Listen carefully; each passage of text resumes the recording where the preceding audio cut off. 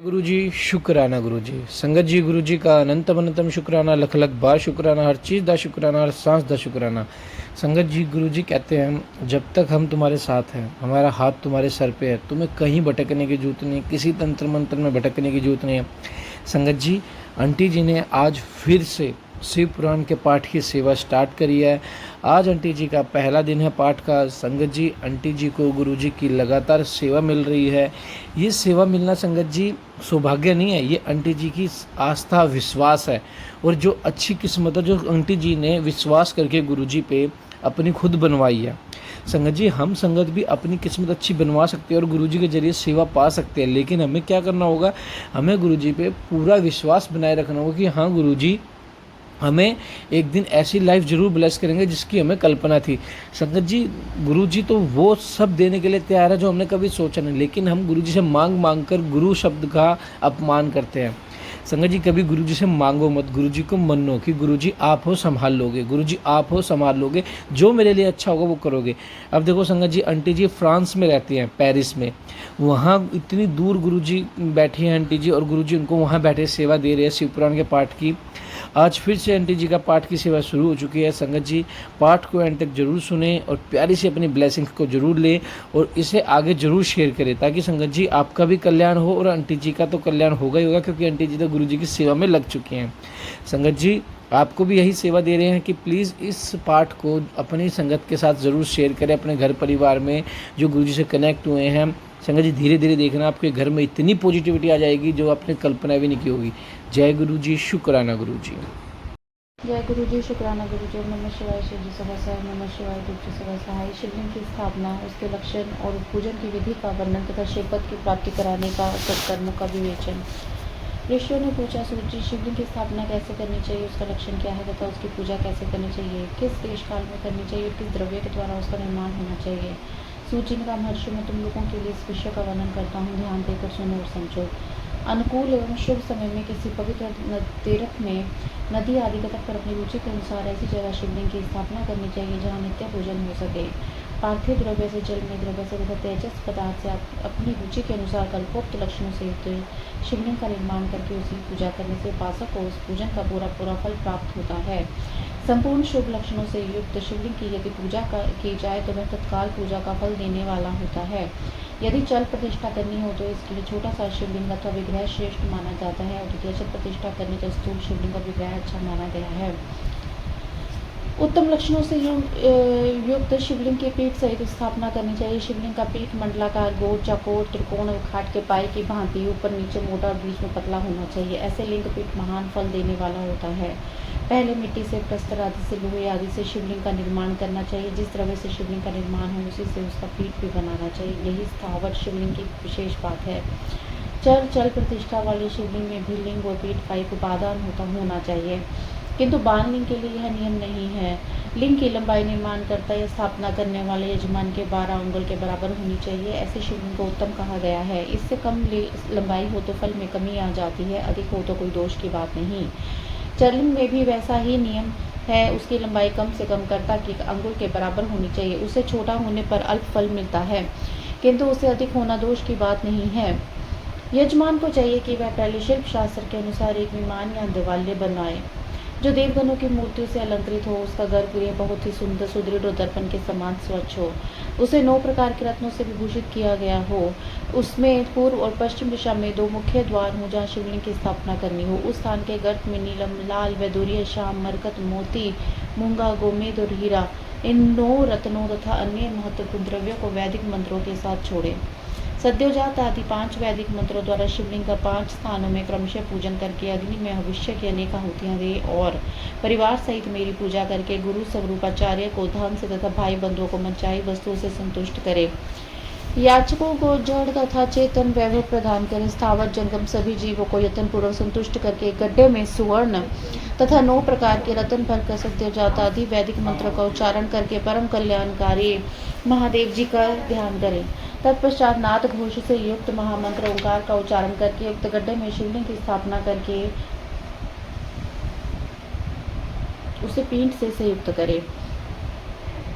इस प्रकार पीठ युक्त लिंग की स्थापना करके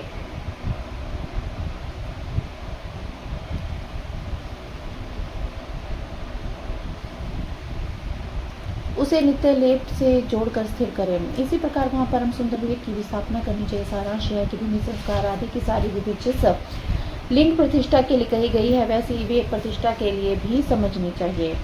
अंतर इतना ही है कि लिंग प्रतिष्ठा के लिए प्रणव मंत्र के उच्चारण का विधान है, परंतु वेद की प्रतिष्ठा पंचाक्षर मंत्र से करनी चाहिए। जहाँ लिंग की प्रतिष्ठा हुई है वहाँ पर उत्सव के लिए बाहर सवारी हुई है, वहाँ भी उत्सव के लिए बाहर सवारी निकालने आदि के निमित्त वेद को रखना आवश्यक है। वेद को बाहर से लिया जा सकता है, उसे गुरुजनों से ग्रहण करें। बाह्य वेद वही लेने योग्य है जो साधु पुरुषों द्वारा पूजित हो। इस प्रकार लिंग और वेद में भी की गई महादेव जी की पूजा शिव पद प्रदान करने वाली होती है। स्थावर और जंगम के भेद से लिंग भी दो प्रकार का कहा गया है। वृक्ष लता आदि को स्थावर लिंग कहते हैं और कृमि कीट आदि को जंगम लिंग। स्थावर लिंग की सिंचने आदि के द्वारा सेवा करनी चाहिए और जंगम लिंग को आहार एवं जल आदि देकर तृप्त करना चाहिए। उस स्थावर जंगम जीवों को सुख पहुंचाने में अनुरक्त होना भगवान शिव का पूजन है, ऐसा विद्वान पुरुष मानते हैं। ओम सद्योजातम प्रपदामि सद्योजाते वे नमो नमः। भवे भवनेतक भवे भवस्य माम भवोद्वाय नमः। ओम वामदेवाय नमो, ज्येष्ठाय नमः, श्रेष्ठाय नमो, रुद्राय नमः, कालाय नमः, कल विकरणीय नमो, बल विकरणीय नमो, बलाय नमो, बल प्रमथाय नमो, सर्वभूत दन्नाय नमो, मनोन्मथाय नमः। शंकर के प्रतीक मानकर उनका पूजन करना चाहिए। इस प्रकार महालिंग की स्थापना करके विविध उपचारों द्वारा उसका पूजन करें। अपनी शक्ति के अनुसार नित्य पूजा करनी चाहिए और दिवाली के बाद ध्वजारोपण आदि करना चाहिए। शिवलिंग साक्षात शिव का पद प्रदान करने वाला है अथवा चरलिंग में षोडश उपचारों द्वारा यथोचित रीति से क्रमशः पूजन करें।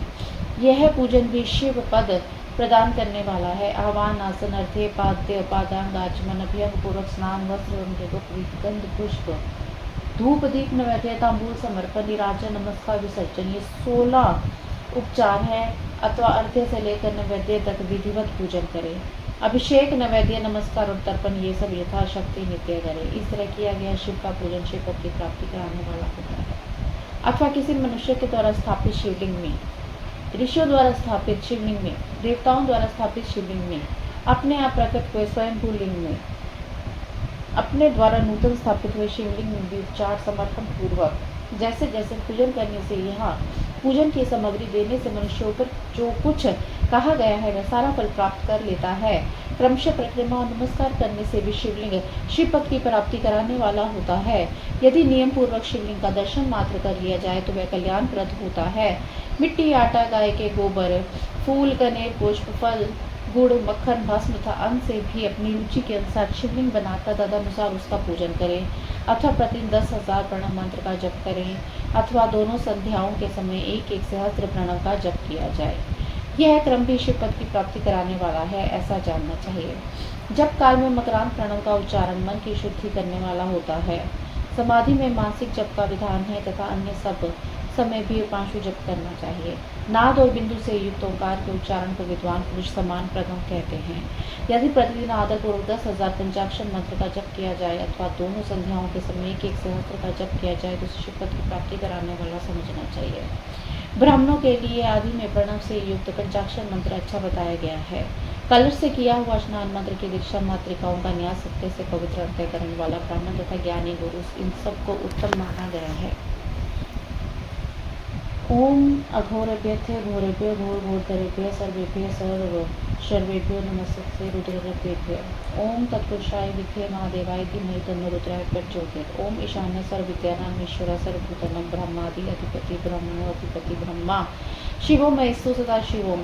मंत्राक्षरों का इतने धीमे स्वर में उच्चारण करें कि उसे दूसरा कोई न सुन सके, ऐसे जप को उपांशु कहते हैं। द्विजों के लिए नमः शिवाय के उच्चारण का विधान है। द्विजोत्तरों के लिए अंत में नमः पद के प्रयोग की विधि है, अतः वे शिवाय नमः इस मंत्र का उच्चारण करें। स्त्रियों के लिए भी कई विधि पूर्वक नमोद उच्चारण का विधान है, अतः वे भी शिवाय नमः का जप करें, क्योंकि कोई ऋषि ब्राह्मण की स्त्रियों के लिए नमः पूर्वक शिवाय के जप की अनुमति देते हैं। अर्थात वे नमः शिवाय का जप करे। पंचाक्षर मंत्र का 5 करोड़ जप करके मनुष्य भगवान सदाशिव के समान हो जाता है। 1, 2, 3, 4 करोड़ का जप करने से क्रमशः ब्रह्मा, विष्णु, रुद्र तथा महेश्वर का पद प्राप्त होता है। अथवा मंत्र में जितने अक्षर हैं उनका पृथक पृथक 1-1 लाख जप कर समस्त अक्षरों का एक ही साथ जितने अक्षर हों उतने लाख जप करें। इस तरह के जप को शिव पद की प्राप्ति कराने वाला समझना चाहिए। यदि 1000 दिन प्रतिदिन 1 सहस्त्र जप के क्रम से पंचाक्षर मंत्र का 10 लाख जप पूरा कर लिया जाए, प्रतिदिन ब्राह्मण भोजन कराया जाए तो उस मंत्र से अभीष्ट कार्य की सिद्धि होने लगती है। ब्राह्मण को चाहिए कि वह प्रतिदिन प्रातःकाल 1008 बार गायत्री का जप करे। ऐसा होने पर गायत्री क्रमशः शिव का पद प्रदान करने वाली होती है। वेद मंत्रों विदात सूक्तों का भी नियम पूर्वक जप करना चाहिए। वेदों का पारायण भी शिव पद की प्राप्ति कराने वाला जानना चाहिए। अन्य जो बहुत से मंत्र हैं उनका भी जितने अक्षर हों उतने लाख जप करे। इसी प्रकार यथाशक्ति जप करता है वह क्रमशः शिव पद प्राप्त कर लेता है। अपनी रुचि के अनुसार किसी एक मंत्र को अपनाकर मृत्यु पर्यंत प्रतिदिन उसका जप करना चाहिए अथवा ओम इसी मंत्र का प्रतिदिन 1 सहस्त्र जप करना चाहिए। ऐसा करने पर भगवान शिव की आज्ञा से संपूर्ण मनोरथों की सिद्धि होती है। जो मनुष्य भगवान शिव के लिए फुलवाड़ी या बगीचे आदि लगाता है, शिव के सेवा कार्य के मंदिर में झाड़ने बुहारने आदि की व्यवस्था करता है, वह इस पुण्य कर्म को करके शिव पद प्राप्त करे। तो भगवान शिव के जो काशी आदि क्षेत्र है उसमें भक्तिपूर्वक नित्य निवास करे। वह जड़ चेतन सभी को भोग और मोक्ष देने वाला रहता है। विद्वान पुरुष को भगवान शिव के क्षेत्र में अमर निवास करना चाहिए। पुण्य क्षेत्र में स्थित बावड़ी, कुआर, पोखरे आदि को शिव गंगा समझना चाहिए। भगवान शिव का ऐसा ही वचन है, वहाँ स्नान, दान और जप करके मनुष्य भगवान शिव को प्राप्त कर लेता है। अतः मृत्यु पर्यंत शिव के क्षेत्र का आश्रय लेकर रहना चाहिए। जो शिव के क्षेत्र में अपने किसी मृत संबंधी का दाह, मासिक श्राद्ध, संपिंडीकरण, वार्षिक श्राद्ध करता अथवा कभी भी शिव के क्षेत्र में अपने पितरों को पिंड देता है, वह तत्काल सब पापों से मुक्त हो जाता है और अंत में शिव पद को पाता है। अतः शिव के क्षेत्र में 7, 5, 3 और 1 की रात निवास कर ले। ऐसा करने से क्रमशः शिव पद की प्राप्ति होती है। लोक में अपने अपने वर्ण के अनुसार सदाचार का पालन करने से मनुष्य शिव पद को प्राप्त कर लेते। वर्णन को आचरण करने से भक्ति भाव से वह अपने सत्य कर्मों का दृश्य फल पाता है। कामना पूर्वक किए हुए अपने कर्म के अभीष्ट फल को शीघ्र ही पा लेता है। निष्काम भाव से किया हुआ सारा कर्म साक्षात शिव पद की प्राप्ति कराने वाला होता है। दिन के 3 भाग होते हैं, प्रातः, मध्याह्न और साया। इन तीनों में क्रमशः एक प्रकार के कर्म का संपादन किया जाता है। प्रातःकाल को शास्त्र विहित नित्य कर्म के अनुष्ठान का समय जानना चाहिए। मध्याह्न काल सकाम कर्म के लिए उपयोगित तथा सायकाल शांति कर्म के उपयुक्त ऐसा जानना चाहिए। इसी प्रकार रात्रि में समय का विभाजन किया गया है। रात्रि के 4 पहरों में जो बीच के 2 प्रहर निश्चित काल कहा गया है, विशिष्ट उसी काल में की गई भगवान शिव की पूजा अभीष्ट फल को देने वाली होती है। ऐसा जानकर कर्म करने वाला मनुष्य यथोक्त फल का भागी होता है। विशेषतः कलयुग में कर्म से फल की सिद्धि होती है। अपने अपने अधिकार के अनुसार ऊपर किए गए किसी भी कर्म के द्वारा शिव आराधन करने वाला पुरुष यदि सदाचारी पाप से डरता है तो वह उन पापों कर्मों का पूरा फल अवश्य पा लेता है। ऋषियों ने कहा, सूची पुण्य क्षेत्र कौन कौन से हैं जिनका आश्रय लेकर सभी स्त्री पुरुष शिव पद प्राप्त कर लेंगे, हमें संक्षेप से बताइए। मोक्षदायक पुण्य क्षेत्रों का दर्शन वर्णन, काल विशेष में विभिन्न नदियों के जल में स्नान के उत्तम फल का निर्देश तथा तीर्थों में पाप से बचे रहने की चेतावनी।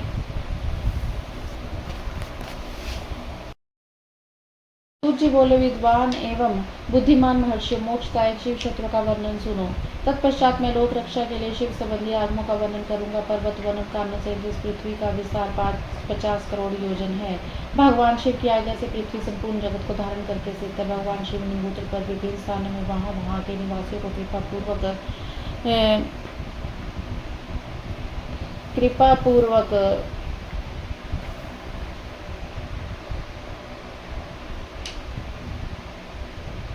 संपूर्ण जग भगवान शिव ने पुत्र स्थान पर यहाँ वहाँ के निवासियों को मोक्ष देने के लिए शिव क्षेत्र का निर्माण किया है।